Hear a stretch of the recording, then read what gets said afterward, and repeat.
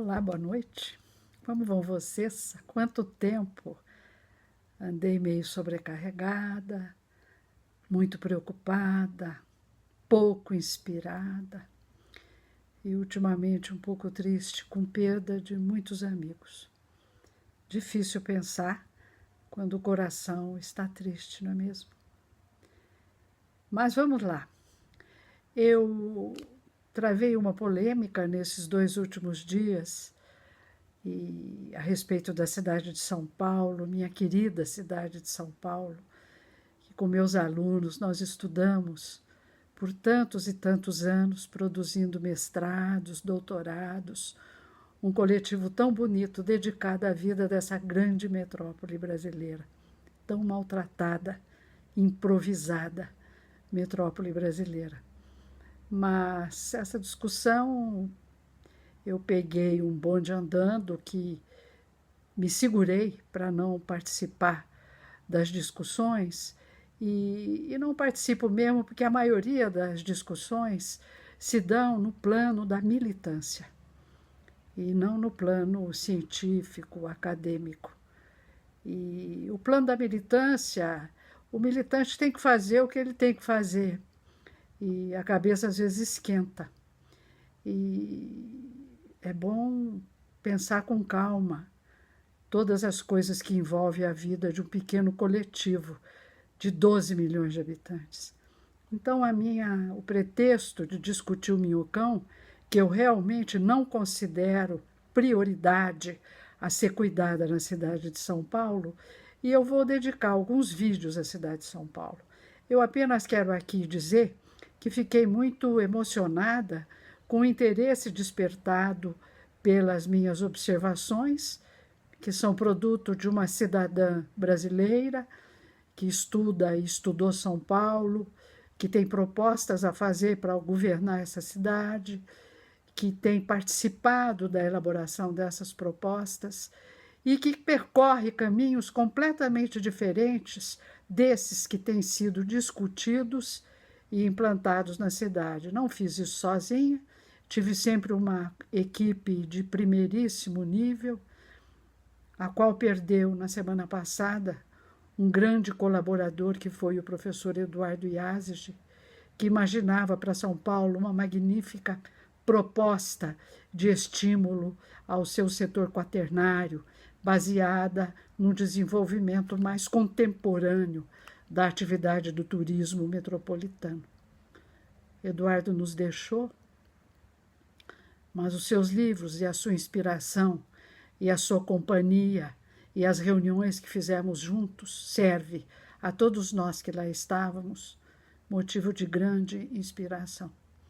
Mas o que eu levanto para dizer que o Minhocão não é prioridade são 3 argumentos centrais. A primeira é que é preciso discutir São Paulo como uma totalidade. Não dá para pegar e discutir São Paulo a partir da gestão. A gestão é sempre feita setorialmente. A discussão política é estratégica e tem que ser feita a partir da totalidade. E eu tenho proposto um desafio.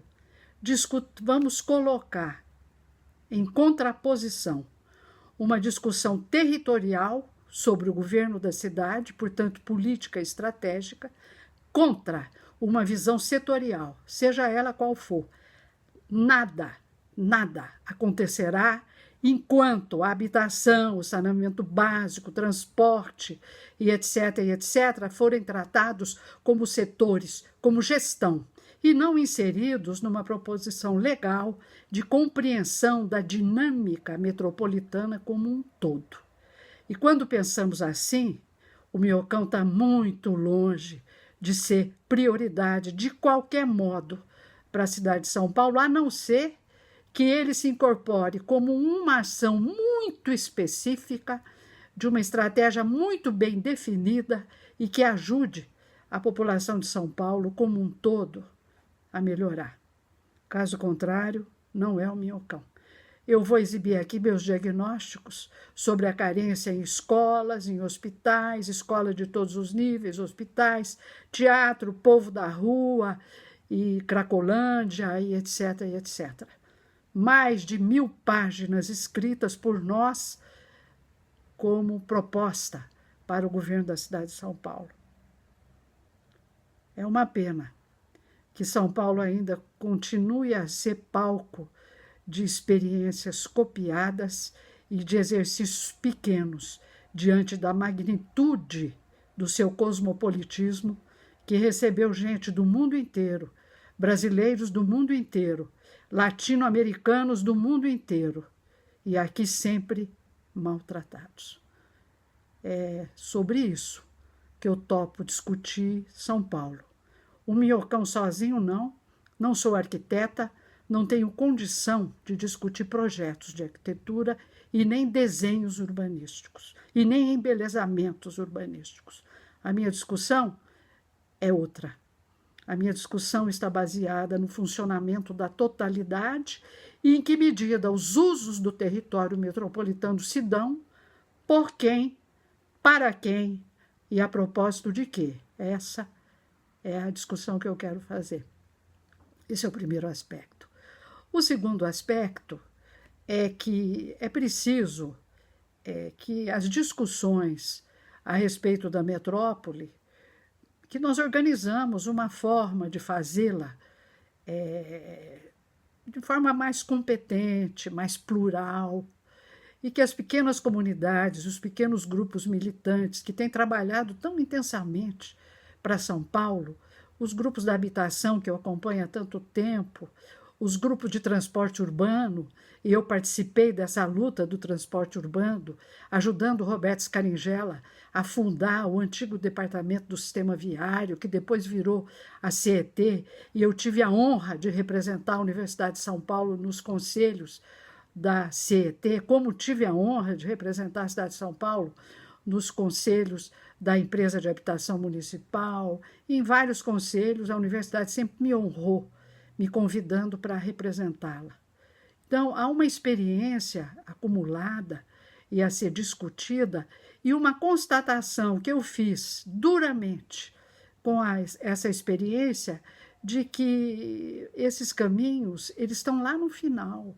Há muita coisa a ser discutida antes, porque qualquer ação setorial feita do ponto de vista gerencial, ela precisa estar enquadrada numa estratégia política, numa política para a cidade, num pacto que tem que ser um pacto territorial, não um pacto setorial.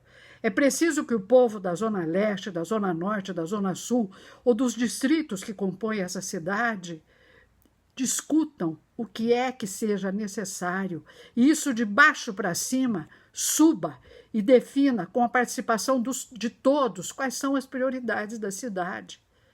Fui a criadora do termo de subprefeitura em 1983, isso está provado, está escrito, a Folha de São Paulo publicou.